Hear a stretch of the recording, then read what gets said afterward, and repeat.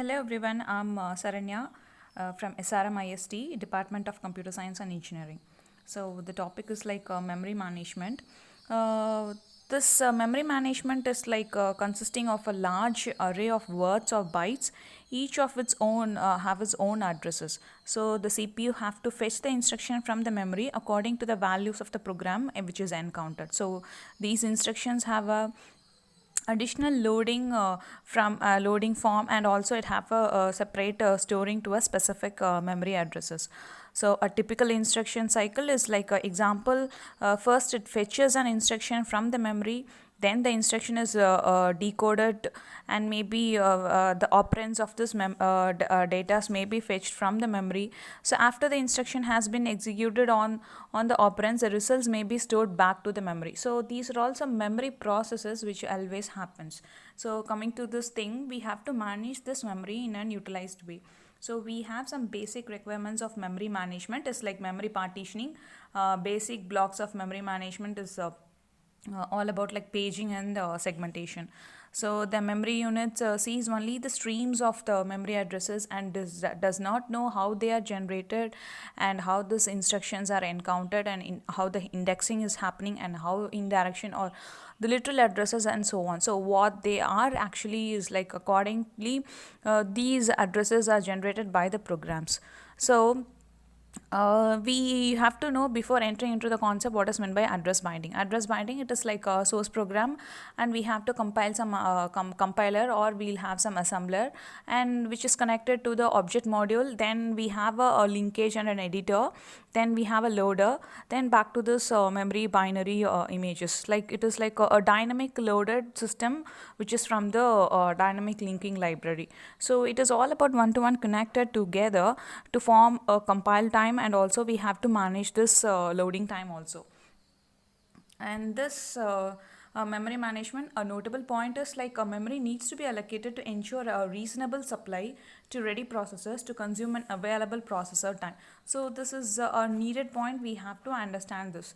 And after this we'll talk about the need of the memory management. And before entering this need, we have to understand what is meant by a logical address space, and other one is like a physical address space.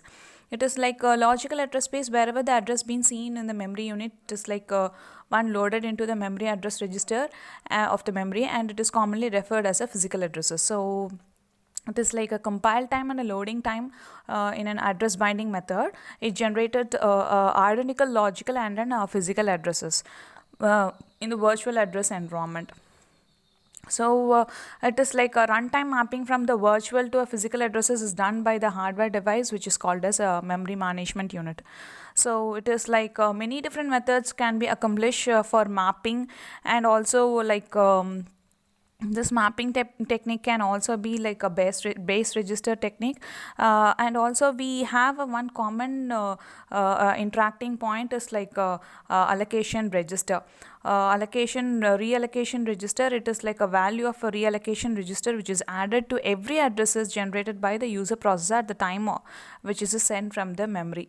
So it is like memory reallocation, it is one of the point, and needed for the memory management is like cheaper today. And also memory management involves in swapping the blocks of data from the secondary storage, and also it is a slower compared with the other CPUs. So these are all the needed points we should talk about actually. That is the memory requirements like relocation, protection, sharing, logical organization, and physical organization. So it is like as I told you, this relocation register, it is like what the base register can be now. It can be shifted to a reallocation register, which is added to the addresses generated by the processor at the time it is sent to the memory. This is how this reallocation actually happens. That is what.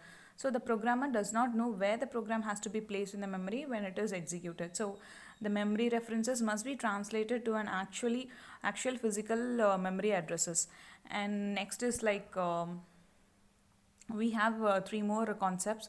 It's like frames, pages, and segments. Frames, maybe it is like a fixed length block of the memory, and the pages like a fixed length block of data in the secondary memory.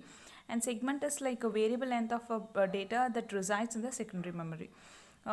These are all the needed points which has been talked about.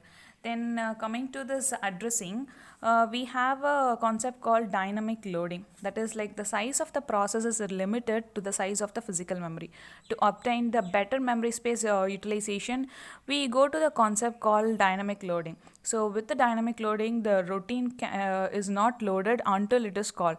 So all these routines can be kept on the disk and relocatable loaded form, and the main program is loaded into the memory and it is then executed. When a routine is needed to call another routine, the calling routine first it checks whether the other routine has been loaded. If not, the reallocated linking loader can be called back and to the desired location into the memory and it can be updated.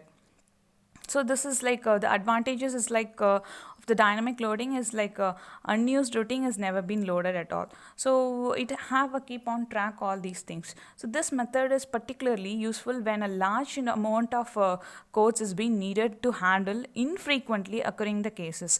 So it can be handling it can be easy for handling the errors also in such a case. So the dynamic loading does not require a special support from the operating system. It is responsible for the user to design their program to take the advantages and the methods. So this is how it actually works.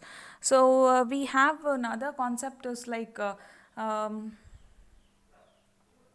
dynamic loading, which is sharing and also protection. So when going for the sharing concept, it is like some operating system supports only static linking, and some operating system will supports for dynamic linking libraries, in which each of the language library is like treated as an object module and it has been combined by the loader into the binary program image. So we have one more concept is like a stub, which is a smaller piece of the code that indicate how to locate an appropriate memory resistant library routine. So this is like when this stub is executed, it checks the whether the needed routine is already in the memory. If not, the program loads the routine into the memory, either the way the stub replaces the stub itself from the addresses to the routine. So this can be happened in this shared library concept. So if you are going for this shared library concept, the programs that are compiled with the new library version are affected and incompatibility with the changes that is happening. So the other program which is linked before the new library which is installed and being used to combine with the other dynamic library loading functions. And here this protection, it should be like able to be references of the memory location in other process without permission. So it is like impossible here to check the absolute address at the compile time. When it is after loaded, it is very difficult to check.